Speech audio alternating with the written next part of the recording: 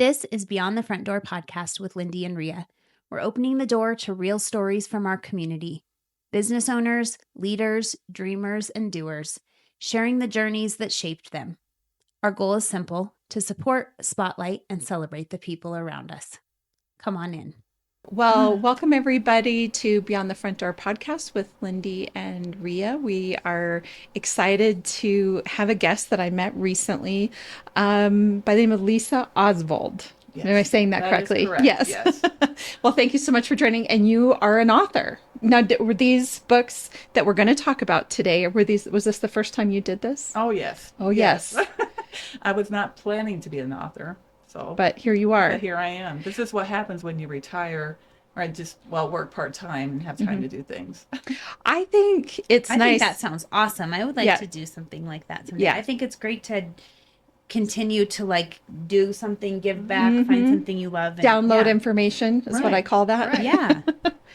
All right. So if you would just start off and tell us a little bit about yourself, like where you're from, how long you've lived in Cheyenne, what your careers have been up till this point, up to retirement. Okay. What have you been doing with yourself? Well, so I'm been in Cheyenne for 20 years, but it's not the first time I've been in Cheyenne. So I grew up in Wyoming. I grew up in Rollins, Okay. Saratoga area, and I graduated from Encampment High School. So just a little, how big was your class? I think I beat their record. I was 21. Okay. So I had a very unusual background. So I was in Wyoming I just keep leaving and coming back. But I think we're here to stay because I have 3 grandchildren now. So I'm not going. It's funny how they anchor you to a place. So, but I did, I left to go in the military, and then I came back, and then I left again, and then I came back. So, but I'm here, and my husband retired from the Air Guard, and we just have a lot of ties here. Sure. Now, did you say, I zoned for a second. Did you say you were in the military? Yes, as well? I was in the Air Force Reserves and then active duty Army. So I actually went to basic training twice.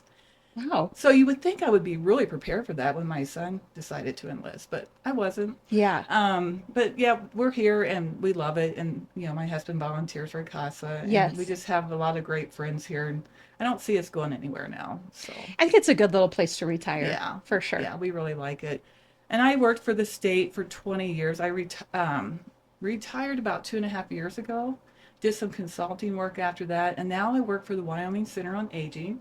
And I only work about 15, 20 hours a week and absolutely love it. I get to do special projects for them. It's a lot of fun. So, yeah. What, can you give an example of something that you're doing for the Wyoming Center on Aging? Sure. Right now, I'm writing some curriculum for elder abuse prevention and reporting. And so I am writing a lot these days. And I Good for you. I think it's just really neat because after I retired, I realized how much I enjoyed that. Yes. So... And I think what you're doing, especially around elder abuse, is important. We've seen it come up. You see it come up in real estate. Oh, for sure. Yeah, Rhea, you should tell her the story. Yes. Of the So client you had. Yep. So I had just the sweetest woman, and her husband had a child that was attempting to take advantage of them and almost sold their house out from underneath them. And it was a very long, and I actually think it's still a drawn out, it hasn't ended. But ultimately what was very ironic during the time that I was once, they kind of got some agency about them, and then they decided to sell their house. Then I was helping them with that process. But very ironically, during that same time, there was a bill making its way through Wyoming legislature that would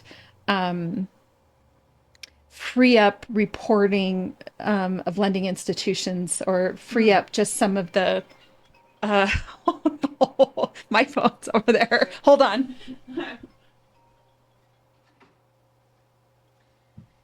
Anyway, that would, if they suspect that elder abuse is going on, that just gives them some more tools, I think, to try to intervene on that. I did hear about that. Yes. Yes. And so then I literally brought them up so they could testify and tell their story. And it is I don't think there was a dry eye in the room after they got done, sharing everything that had happened to them. And so, they're not the only ones, Right. as I said, we hear about that pretty frequently. And so I'm really glad to hear that you're And doing something around unfortunately, that. well, thank you. And it's unfortunately it happens, yeah, like you said, quite frequently. And it's usually from someone that they They know and know. trust and love. And that's really makes it The so sad. heartbreaking part of Yes. it all. Yes. So, Yes. so that's just one of my projects. I'm Yep. doing lots of other things for them, but and I've had a wonderful career with the state, but I left early, and in part I left. I probably retired 2 years before I had planned to, and in part because of the grief I was going through after my son left to go to basic training. In fact, I think that's in my book. Don't make any major life changing Changes. decisions when you're grieving. So, I guess let's just launch right into that, because I think, first of all, I think you have, like, maybe ordinary, I'm going to call it ordinary for lack of a better way of saying it, feelings that parents go through when they have an empty nest Mm-hmm. or when their children flee and go do what they're going to Sure. do. But I would have to imagine that there's an added component of grief when your child goes into the service. Yes, and he's my youngest, and so I have three adult children, as I mentioned, and so my other two left, and of course I was sad when Hmm. they flew the nest, Yeah. as you say, Yeah. Yeah. but it was just, I think the difference when you have someone go into the military is that they're here one day and they're gone the next without any communication. And we are so used to being able to just pick up the phone and Reach call and out. reach out and at Hmm. least text somebody to say, hey, how's it going? Hmm. And I had some friends who were going through, their children were leaving to go into the university, and they were sad, and I empathized with them, but I was also envious a little bit because they could call and reach out to them They or could go go to visit. them. That's Yeah. right. So when my son left, and first of all, let me back up. He said he was never going to go in the military, right? I mean, a lot of It's funny how military they kids change say their that. minds. Yeah, they do. And he didn't want to go in the military like his dad or me. And so when he decided his senior year of high school, we were a little surprised. And I think there are a variety of reasons why he chose that. Maybe COVID was one of them. He was one of the high schoolers during COVID. It makes Hmm. it rough. And so we were very proud of him, of course, and supportive. And the day we dropped him off, you go take him to Denver to the MEP station, and you have to say your goodbyes. And we drove back home, and I think we drove in silence, which is very unusual for me, and because I'm a chatty person. And I just felt numb, like I didn't know what to feel. But then we walked into the house, and it was just undescribable. It just felt so different, and the silence was deafening. And especially because once they get to where they're going, they contact you usually within 72 hours to let you know that they made it Hmm. okay. Hmm. And it's a scripted phone call. They have to follow a script, and they can only talk for a little, like 30 seconds, maybe a minute, and they give you their address. And I was doing okay, but then I heard the break in his voice. This Oh. is not, and he's my very stoic son. He doesn't, he's Yeah. like his dad, very stoic, doesn't show a lot of emotions. And when I heard that, it just was like, oh, and I think it was almost worse because I knew what he was going through. Because you've I been was through it gonna ask you yourself. that. Yes. I mean, I still think it would be terrible, but maybe because you've experienced it and you know. I know about this. I know how they make you feel. Yeah. Yeah. And so I was just like, oh, that was terrible. I mean, I just was heartbroken for him. Hmm. And we also but I kept trying to rationalize it. And I was like, you can do this. I was kind of beating myself up. Why are you so upset? You're, crying every day, not eating, not sleeping, worrying, just by the phone, like thinking in case he did call again, wouldn't put the phone down. And I also thought, well, I tried to rationalize it that we had a loss in our family right before he left. And we also had two senior pets that we had to put down before he left. It's a lot of loss. Hmm. And then his cat died 3 days after he left for basic training. His cat. Oh. So I kept thinking, okay, this is why you're going through so much pain. You're just, you've had too much. And again, I decided to leave. I retired early, which looking back, I wouldn't have done that. Hmm. I would have stayed my 2 more years. But I bought out That's my where you're retirement. saying don't do anything Right, right. while So, you're grieving. Okay. and I thought, well, it was just me. And people would try to help, and they were like, "Oh, it's only for 2 months. You're going to see him again." And I knew that. And they call this ambiguous grief because you're in limbo. Mm-hmm. They're still alive, but they're gone. And so is it probably what people feel like through divorce, Mm-hmm. things of that nature. But I just could not. I couldn't get through it. I was really grieving. And I tried to rationalize it because of all the other losses. But then when I started volunteering for a military family organization who helps families going through the separation. And they provide support like the logistical support and things to know about basic training and things like that. But I noticed if you put down, like, someone says, "I'm really struggling," this is all online, and they say, "I'm really struggling, I'm hurting, my heart, I can't stop crying." "Oh, it'll get easier," or "It's only for 2 months," or they would kind of minimize it. And I don't think they intentionally try to do that. They just want you to feel better. Right. And I was like, but I feel terrible right now. So what can I do right now? Yeah. I don't And- want to wait 2 months of this. No. And I just think not knowing, like, he probably doesn't want me to say this, but was he just laying in his bunk crying? Because I did that. Yeah. You know, I kept visualizing, or is he being screamed at, or is he just regretting his decision? Yeah. Because I truly did that when I was in the Army. I was like, why am I here? Yeah. And so, long story short, though, I did it and I liked it, but I just kept thinking about him being in pain, and I couldn't get past that. But, you know, I did obviously make it through it, but I wanted to do something to help people who were grieving, because what I did find out is not just the grief doesn't stop there. The military is a whole Well, different you way of sign life. something and you have no control. That's That's right. I think the biggest thing is you can't just go, "I don't want to do this anymore." Right. I mean, you can. You can, but it's a very But it's a big deal. Yeah. And you worry about that too, right? In my book, I talk about parents who are worried about, well, you want them home, but you don't want them to not make it either, right? Right. You want them Right. to be successful.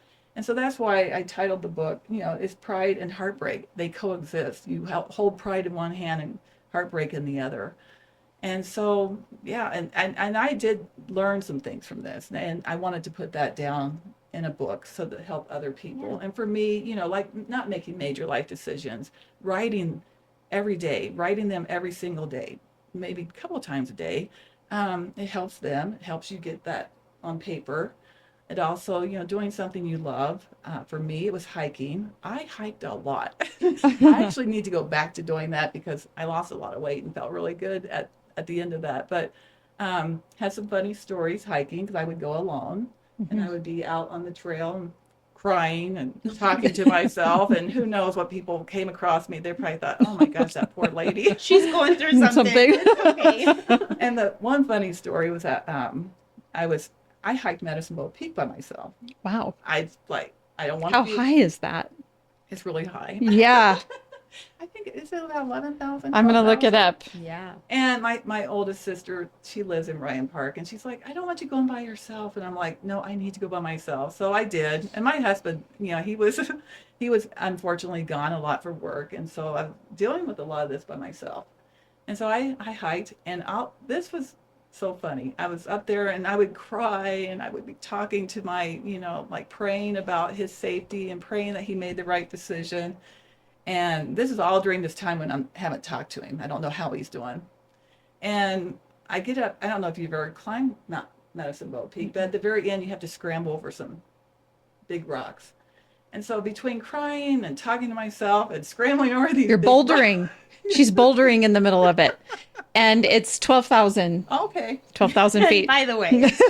I'm impressed with myself. Yeah, good. Maybe lacking for oxygen a little bit as I was well. like 58 at the time, or 59. So yeah, probably not the smartest thing I've ever done, but whatever. And I would take, Actually, like, probably very therapeutic. it was very therapeutic. But I get up to, and I had not seen anyone on this trail. So I thought I was up there by myself. So I was really enjoying this alone time, right? And I get up to the very top, and there is a man standing there in a kilt. Of course there is. Nothing against men wearing kilts, but I'm like, are you real right now, or am I seeing something? We just hide That oxygen climbed a mountain. deprivation. I'm delirious. He climbed in that? apparently, or he was a guardian angel. Yeah. And so I think I don't know what he thought when he saw me. I'm sure I looked teary-eyed, And so he asked me how I was doing. I don't know, maybe he was worried about me, you know, and I'm like, instead of just saying, oh, I'm doing fine, I'm like, oh, I start crying and I tell him my son just went to basic training. I'm telling this whole thing like to Yeah. him and how upset I was. And I'm a veteran. I should be stronger than this. And my husband was deployed to Iraq, ironically, when I was pregnant with my son. You know, why can't I get this? Yeah. And he was a retired military officer Oh. with a child in the military. And he Oh. was like, he just reassured me everything was going to be okay. And what you're going to, hey, my wife went through the same thing. I went through the same. It's sometimes harder, maybe knowing what they're going through, and just he'll be okay. This was a great. You're gonna make me decision. cry. That is, I think it was like your guardian An angel. Well, if he's out there That's so listening, cool. thank you, because Yeah. it was Yeah. very. And I just remember the relief that someone validated my feelings. That hey, yeah, his wife had a hard time too. And even he had a hard time, and he's a retired officer, you know. Well, I think to an extent, like we spend 18 years protecting our children and providing this very structured, protective bubble around them. And we do. I mean, I don't know how your son was, but my sons through their high school years, they're kind of pushing back and being like, I don't need all this protection anymore. But still, at the end of the day, I think even they realize when they're stepping out of your protection and into the world, I'm sure it's humbling for them as well. And that's probably why you heard the crack in his voice, because he's like, holy shit, I'm out there. And I have one son, and obviously he's little, but I feel like also like moms and sons. Yes.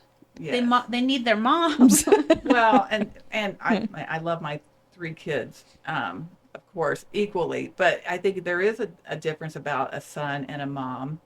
And our son, he was a late in life baby. I was 39 when I had him. Oh. And so my daughters That's were, like my sister. My sister has a 2-year-old right now, and she's 40. It's rough. That Yeah. helped me rough. It kept me young, she though. says it. I can say it kept me young. And, Yeah. and my daughters, we just had such a close relationship, and we still do. I mean, we're like best friends.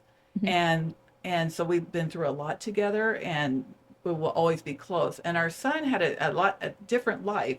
He was late in life baby. My husband and I had more money then. We were different parents. Had more, probably more patience. And we did a lot together, the 3 of us, because the 2 girls were gone. And so we skied almost every weekend. We went mountain biking. My son raced downhill mountain bikes. I would get in the car every weekend, 4:30 in the morning, to get him down to Winter Park. We made about 200 trips to Winter Park. Oh my gosh. And so he raced, and so he had to be there, and he BMX raced. So we're in the car together all the time, traveling. You're very close. And we mountain biked together, we skied together, and he was like my little buddy. Sounds like you were having a great time. Oh, and it kept me young, honestly. I mean, I was like, you're looking at the BMX state champion, 50-year-old BMX state champion. You did BMX. Oh, you should have. Why didn't you lead with that? I should have brought my trophy about this big. Oh, that's so cool. That's amazing. My son raced, and he's like, Mom, and I noticed other moms were racing, and he's like, you should do it. And I'm like, my husband, people joking, like, was anyone else racing at 50 years old? And I'm like, no, I had to race against 30-some-year-olds. And you still won. Yes, but it's Wyoming. It was a small. I'm not trying to. Yeah, don't minimize it. I'm not trying to minimize it. Yeah, that's awesome. I raced against other women in Wyoming, but it definitely wasn't the same level of competition that you might find in a bigger state. Sure. But I am not minimizing it, because I still have the trophy to prove it, and I'm not going to get rid of it. But my point was, we just did so much together, and he did start pushing back as a teenager, and that's normal. And I knew that. I have a degree in social work, so I know that kind of stuff is normal. But it was, I never thought in a million years I would miss having to wake him up with a hockey bell.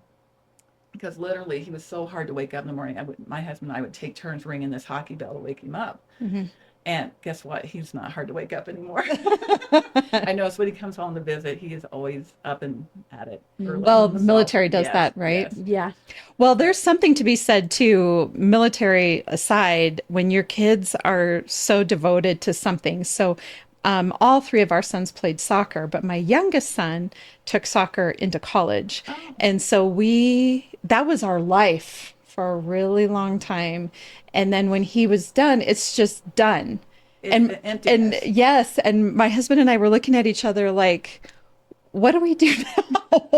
Like we got to travel the state and the west side of the country watching him play, and you've got camaraderie with the other Yes. parents, all the things, and then And just it's one just day it's gone. done. Yeah. Yes, it is. So that is in Yep, itself is is pretty grief. hard. Yes. Yes.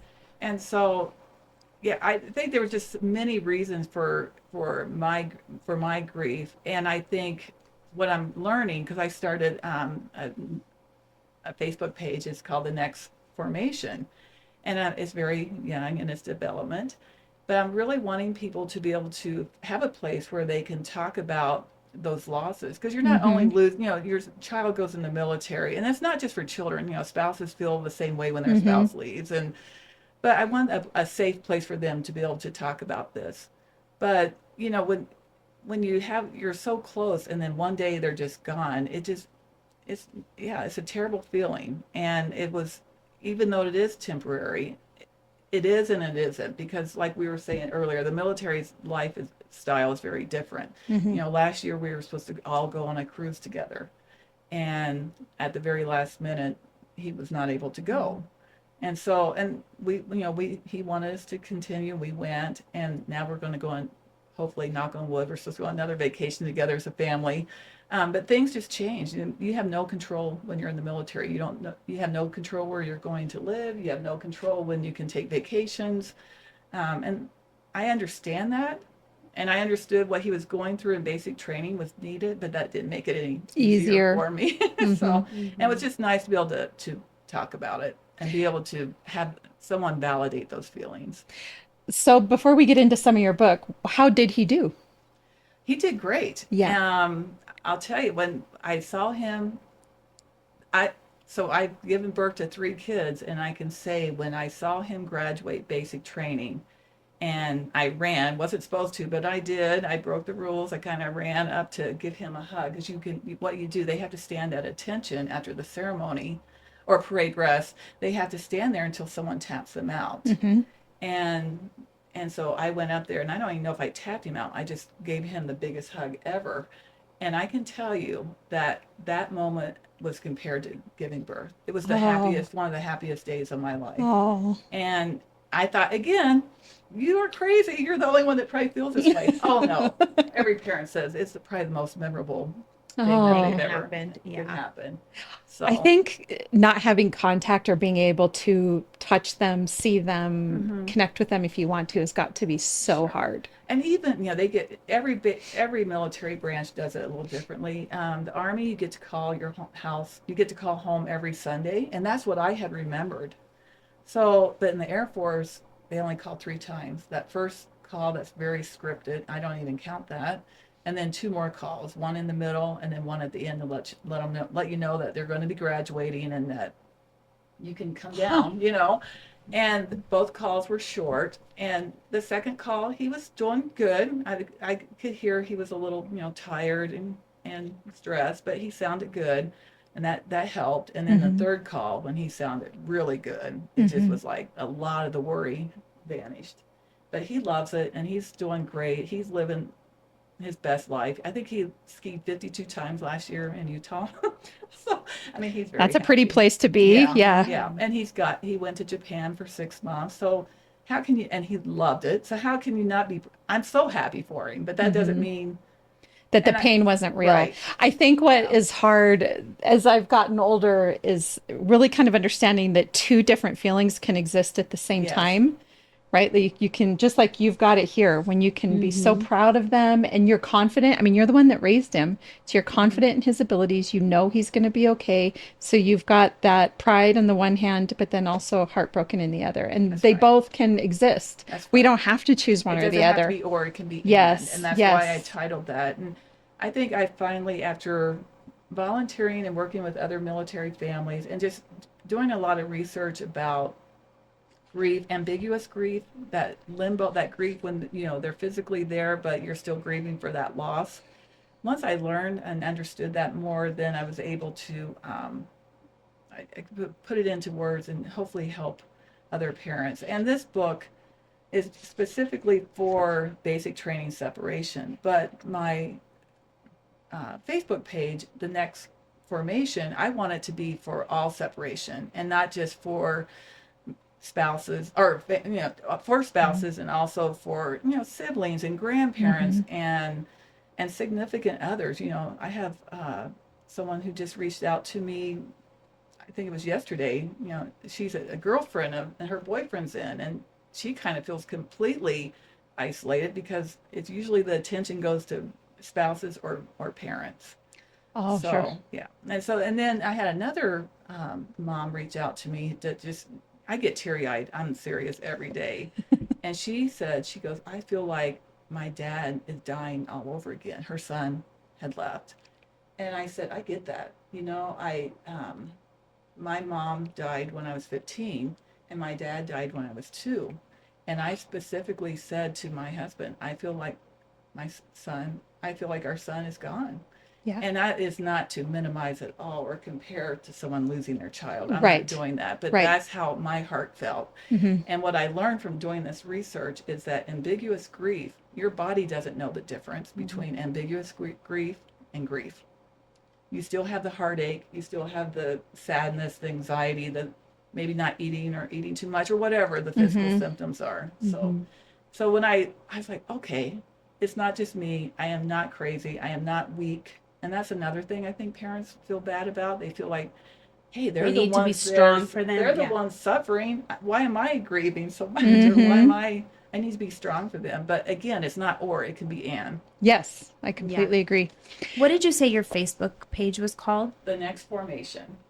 I have 162 followers now, so if anyone's out there and they want to follow me. Well, and when this episode releases, we'll tag your We page definitely in will, it. yeah. And that's something else I'm learning is that most most of the military families are on Facebook. I think someone mentioned TikTok, and I just honestly don't know if I can. I'm up for TikTok. I didn't think I was up for Facebook though, so who knows? I think Facebook's good. Yeah, It's I like still it. It for feels like a that, great for conversations. Because you don't have to video everything. Right. So I'm looking at your introduction, and it looks like this is both very helpful content, but also a little bit of journaling where you can keep track of your feelings and the things that you're going through. Guide on the second half that to help process some of those feelings. But what I like here in the very beginning that captures attention, and it caught mine, is you said the grief no one warns you about, the goodbye that wasn't enough, the first phone call, the silence, when they're upset and want to quit. Did this happen for you? No, luckily it didn't. Okay. But I know I've heard from other parents that have. If your trainee is injured or sick, I could see that being very hard for a mama. Yes, that's terrible. And if they're recycled, what does that mean?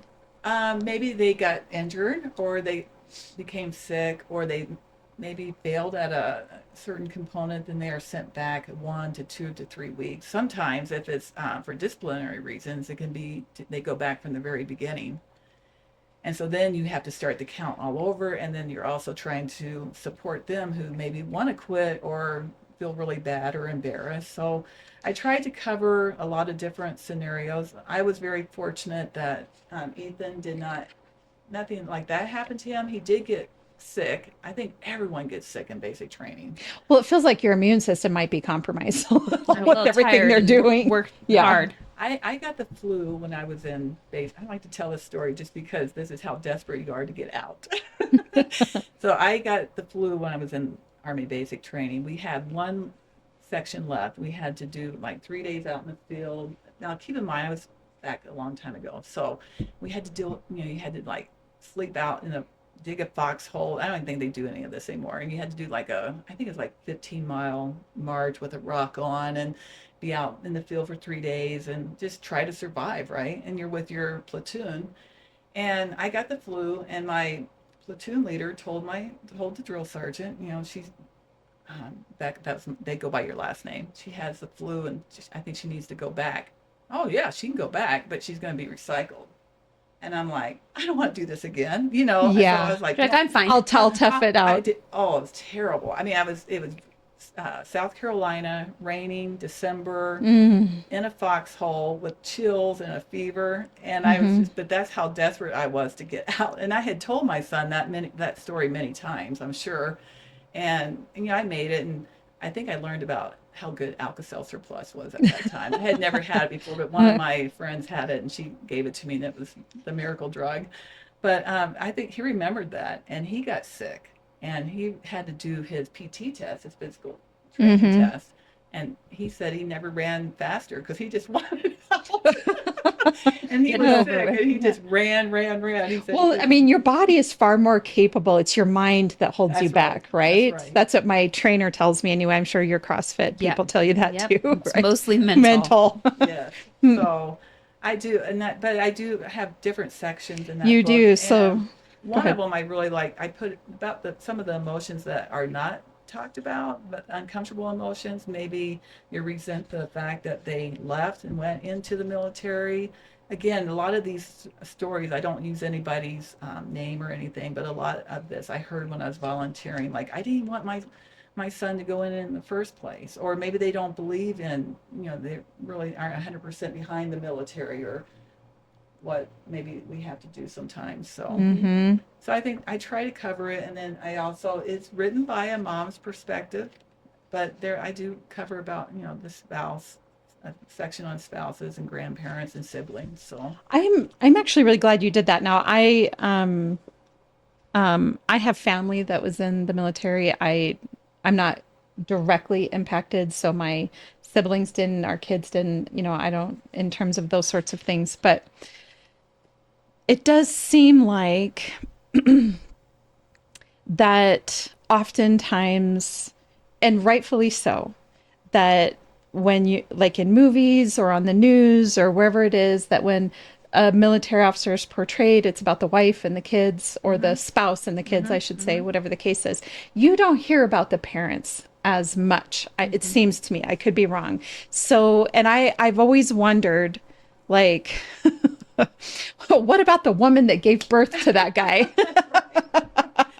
How is she doing in all of this? Because when you do watch the news, all like if they're honoring a service member, or if whatever the story Even is, one has passed away. It's it's the spouse and the kids, right? And that is how it should be. Right. But as a mom, my heart instantly goes to, how's the mom doing? How, he's her soul. Yeah. Right. So like, how's that going? So even though you do address, spouses in here and siblings, I think that's really good, because it takes a village, and we all, I'm sure many service members have parents and grandparents and siblings and aunts and uncles and their spouse and their children and all these people that are impacted by what they're doing. Exactly. And then also just impacted, like for me, I'm sure my two daughters, that they missed their brother greatly, but they also, I'm sure they missed me somewhat too, because I wasn't 100% yourself present, when I went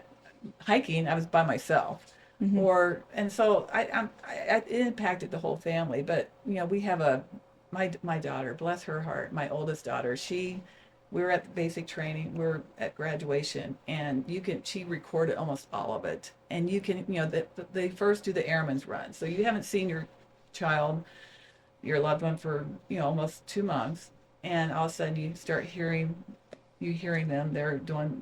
They're singing in their formation, and you can hear it, and you see the runners, the I can't even think what they're called, the flights, and they're coming up the road, and you can see it and you can hear it, and everyone's just desperately looking for their loved one. Yeah. And you can hear, we're all just yelling, there he is, there. It just so emotional. And he just looked, he looked taller, he looked bigger, he just looked stronger. It was amazing. We're like, oh my gosh, there he is. And then they leave, and then they go change into their dress uniform, and then they do the graduation ceremony.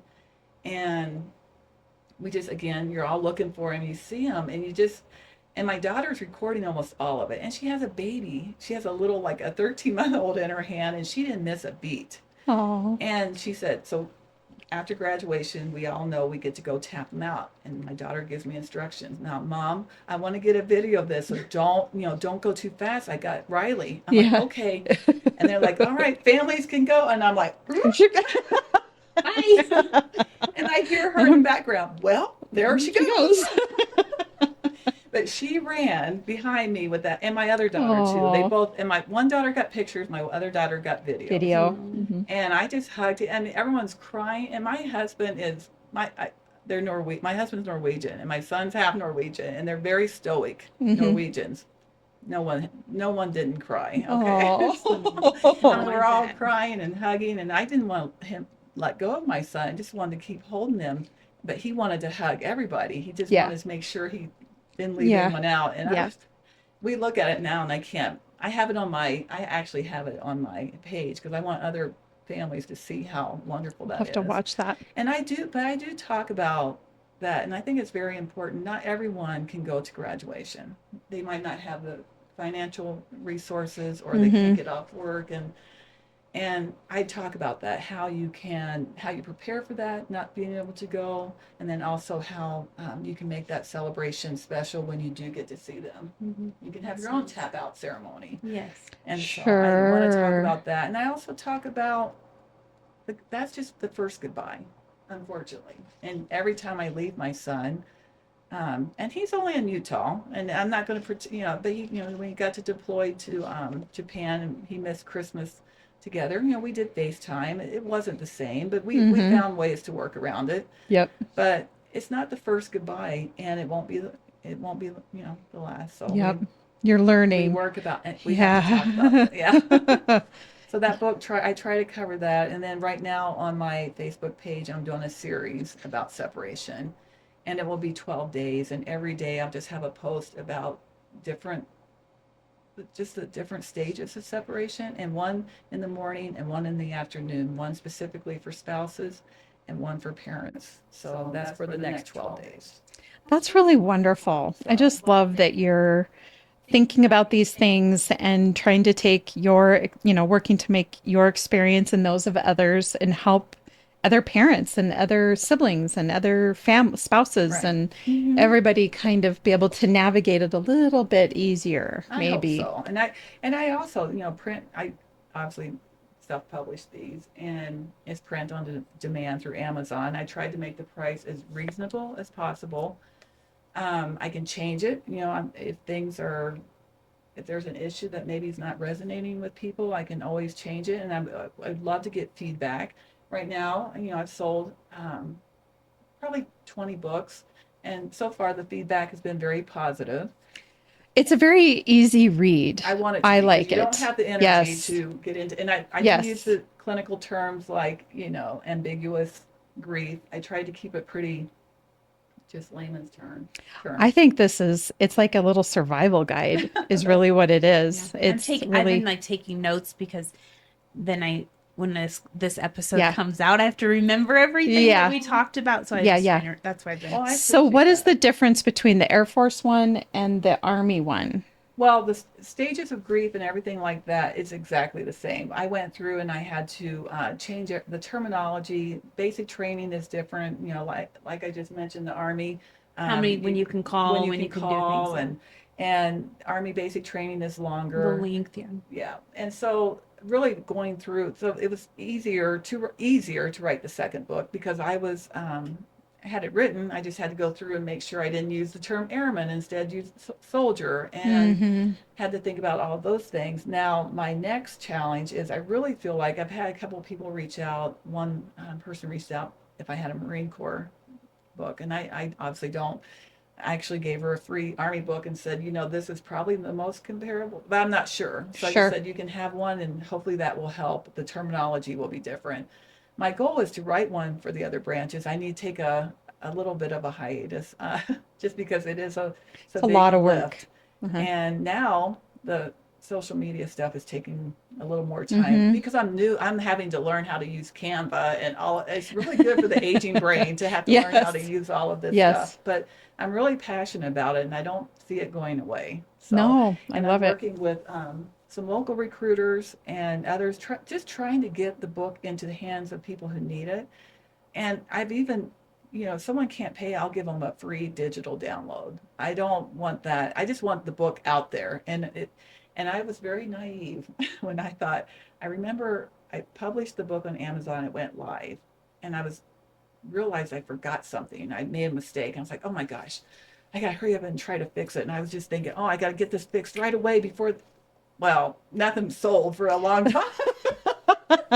I know. I look online every day, and one or two, and I'm like, oh, I'm so excited. So it's not going to be a, probably not good. It's not going to be on. This would very be a really targeted. cool thing to, I mean, if you get this out to people, yeah, I think there's a lot of parents who would Yeah. want to read it. I'm thinking about like ROTC, like high Yeah, school. Yes, get it high into their- I was school. trying to think, how do you get to the Yes. parents? I'm going to High school, for work sure. on that, and Yep. because Or even the recruiter's office. Like, honestly, like maybe they would want to hand that to a parent who's Right. nervous. Well, and I look on the back. There's a QR code. So I gave those books to our local recruiters, and if a parent, they can just do a QR code. It takes them to Linktree, which has everything there for them, where they can get the book, where they can find my.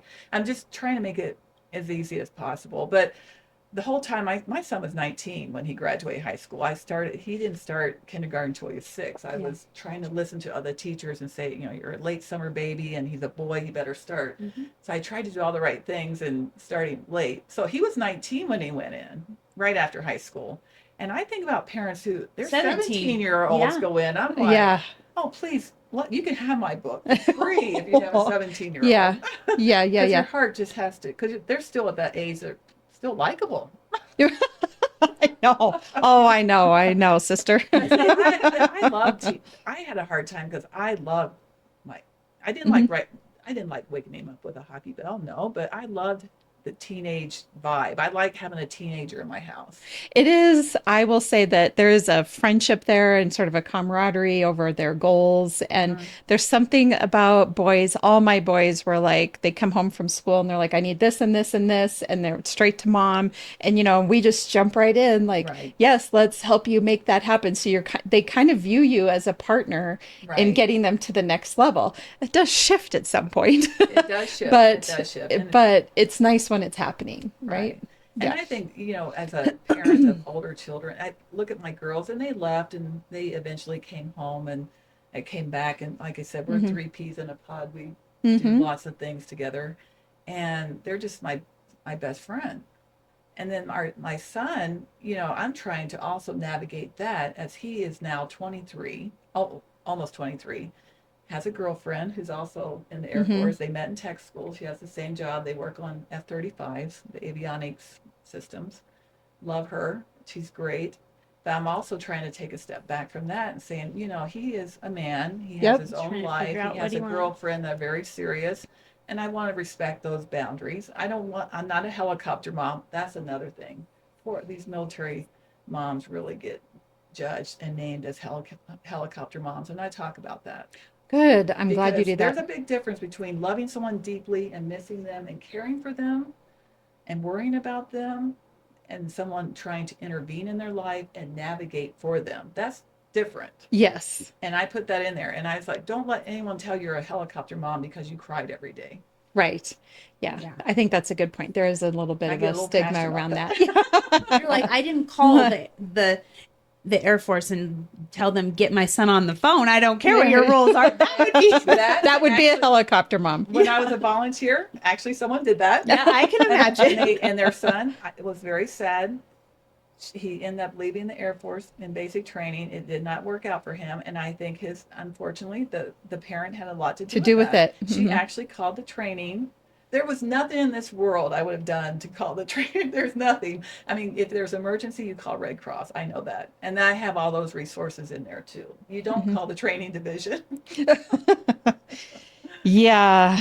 I mean, we hear that out of college recruitment offices all the time that, we've gotten to kind of a point where we got to let our kids figure go some things out and not do it for them. I think the thing that I think that I'm sorting through is that it's okay to monitor the system from which your child comes from, but you can't control their choices and what they're doing and monitor them all the time. Like you have to let them go, but you can still, you do still want to be,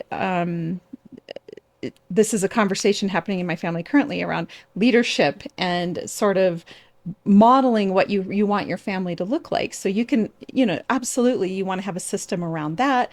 Just like it sounds like your daughters like communicated who was doing what, that's a really awesome, like you guys had a plan going into it. This is what we're going to do. Mom tried to mess it up. So you guys put some planning into the system of your support Yes. system for your son, but you're not out there controlling your son. There's a Right. big difference. And I think maybe us parents need to spend a little more time sort of differentiating between I'm going to set up a system that's the most supportive and he's going to make his own decisions. And That's that's right. the, No, that's exactly right. yep. And when your child's in the military, you don't have a choice. You Right. know that Right. is, and but I do have in the book how to set up your support system before Mm-hmm. they leave, and that would be ideal. That would be able to get this book into the hands of people Leave. before they need it. Mm-hmm. Because, and I say that in my book, you might not. There's some parents that breathe through basic training separation, and there are others who don't, and then there's people in the middle. And so that book really, in my mind, can help someone regardless. Because if you're breezing through it, there's still at least At the least you want to know what's information. happening. Yeah, the information Mm-hmm. piece. So, and there's a Yep. lot of great Facebook groups out there for families. I feel like what was missing was the grief aspect. Mm-hmm. And that is something I think, because I did lose my parents at a young age, grief has always been kind of in the forefront Sure. of my mind. Yeah. So Okay, so the titles are the Air Force BMT. What does that mean? basic military Military Training training, Separation Guide, When Pride and Heartbreak Coexist. And then your other one is the Army BCT basic combat training. Training And I Separation Guide. and I know normally you don't use an acronym, but I figure if you're if you're You doing it, know. you know what it is. Mm-hmm. So, and Yep. then my next, I think again, trying to do the Army and Navy, I need to meet with the recruiters here and get some more information, just because I'm not familiar with those. And then I'm also thinking about writing. Well, I have already started free guides for the service member, because that's another thing as a family member. When let's say you have an airman or a soldier and they're struggling at their first duty station. Maybe they're not happy, leadership is toxic, or they're just not happy at the location. Maybe they got some place that maybe they're from the South and they got Minot, North Dakota. I don't know, but whatever reason, they're not adapting. And I'm putting some PDFs together just to help them walk through steps that maybe would that help me adapt to the military. That's not a bad idea either. And I think that as a parent, if you know that your child going in has that Mm-hmm. sort of, because I would imagine that part of the heartache as a parent is you're sending your son or daughter into a place where they have no idea of the structure, of the rules, of the expectations, and it's high intensity, That's right. Yeah. right? And so giving them something to hang on to in terms of some structure, I'll bet I know it would make me feel better as a mom.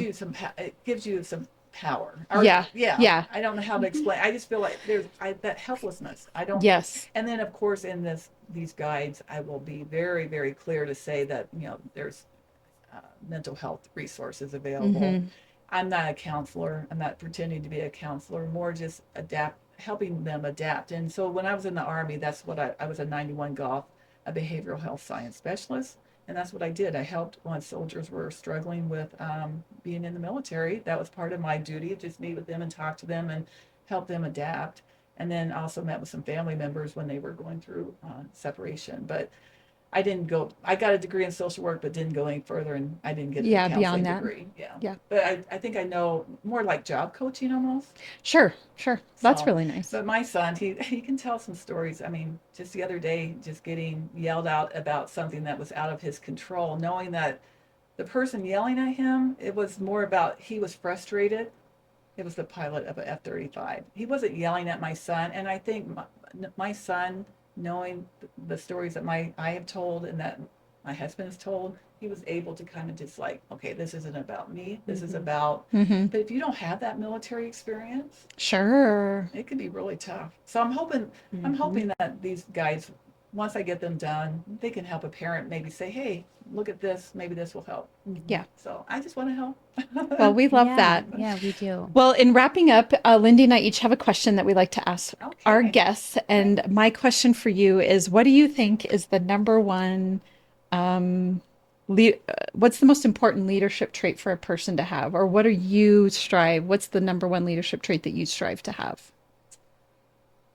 I would say flexibility, and just really being willing to change and learn, willing to change if needed, and willing to learn.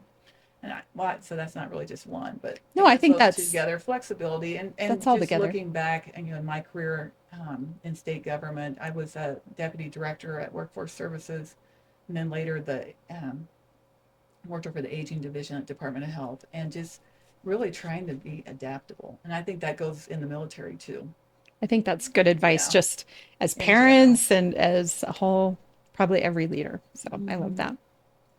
Okay, my question is, at this stage in your life, what does home mean to you? Well, home means I guess for me, it's family. And even if they're not physically present, just being part of that family, just, being there for each other, loving each other, accepting each other for our differences and challenges, and just, I look back, and when I was going through this really difficult time, it was just really friends too, but my family, they hung in there with me, and they were just knowing that they were by my side helped me get through it. So I would say my family's my home. Awesome. We love that. Well, thank you so much for joining us. Oh my This has been a goodness. pleasure. Thank you. This Yes, has of been course. fun, and I Good. really appreciate you Yeah. giving me the opportunity and meeting You're you. welcome. And Yes. Yeah. I really, and also I do want to say, if anyone needs a copy of this book, I would be happy to send them a copy for free. Oh, that's so kind of They you. just they have to follow me though, so that they can message Yeah, me. So I that's would be absolutely happy to give that to them, either a digital download or a physical book. So. wonderful. Wonderful. Thank you Thank so you much. so We much. can't wait to share it. Yeah, we Thank can't. you. And for all of our listeners, as you know, Lindy and I are realtors here at Peak Properties. So if you're looking to buy or sell, we'd love to help you with that. You can find us at sellcheyenne.com, as well as Beyond the Front Door podcast on YouTube, as well as your favorite podcast platform. And we hope you have a great day. Be sure to subscribe to whatever it is you're listening to. All right, thanks. Thank you.